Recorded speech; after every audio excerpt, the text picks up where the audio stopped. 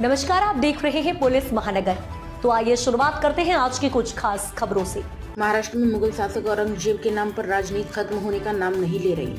औरंगजेब की कब्र हटाए जाने की मांग और उसको लेकर नागपुर में हुई हिंसा मामले ने तूल पकड़ लिया है। इसको लेकर अब शरद पवार गुट के सांसद सुप्रिया सुले का बड़ा बयान सामने आया। उन्होंने नागपुर हिंसा पर कहा, मैं किसी भी हिंसा की निंदा करती हूँ। यह दुख की बात है कि नागपुर जैसे शहर में ऐसा हुआ है। सुप्रिया सुले ने कहा, मैं किसी भी हिंसा की निंदा करती हूँ।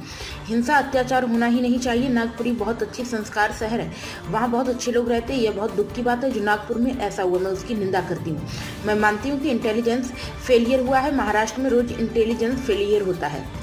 वहीं महायुति सरकार के 100 दिन पूरे होने पर सुप्रिया सुले ने निशाना साधते हुए कहा, होम मिनिस्टर का 100 दिन का काम का अचीवमेंट है। हमारे यहाँ क्राइम बढ़ा है, बाकी तो 100 दिन में कुछ नहीं हुआ।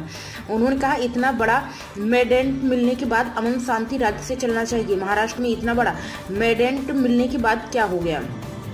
सुप्रिया सुले ने सवाल किया, महाराष्ट्र में यह गड़बड़ी रोज क्यों हो रही है? यह बहुत चिंता की बात है। क्या सरकार राज्य संभाल नहीं पा रही है? डेटा कहता है कि महाराष्ट्र में नौकरियां कम हो रही और बेरोजगारी बढ़ रही, महंगाई भी बढ़ रही है। आप उस पर क्यों कुछ नहीं बोल रहे? सुप्रिया सुले ने किया आरएसएस के बयान का समर्थन। इसके अलावा औरंगजेब की कब्र को हटाने को लेकर भी सुप्रिया सुले का बयान आया है। सांसद ने कहा कि उनकी पार्टी के नेता अमोल कोल्हे ने डिटेल में स्टेटमेंट दिया है। पार्टी उस स्टेटमेंट पर खड़ी है। सुप्रिया सुले ने यह भी कहा कि आरएसएस के बयान का वह स्वागत करती हैं।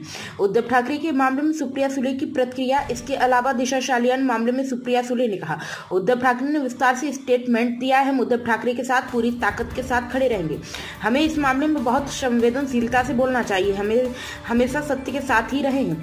आपने देखा है कि भीड़ और परभड़ी की लड़ाई दिसंबर में शुरू हुई। हमने कभी भी उसमें राजनीति नहीं लाई। अब तक की खबरों में बस इतना ही। ऐसे ही खबरों के लिए बने रहें हमारे साथ। तब तक के लिए नमस्कार।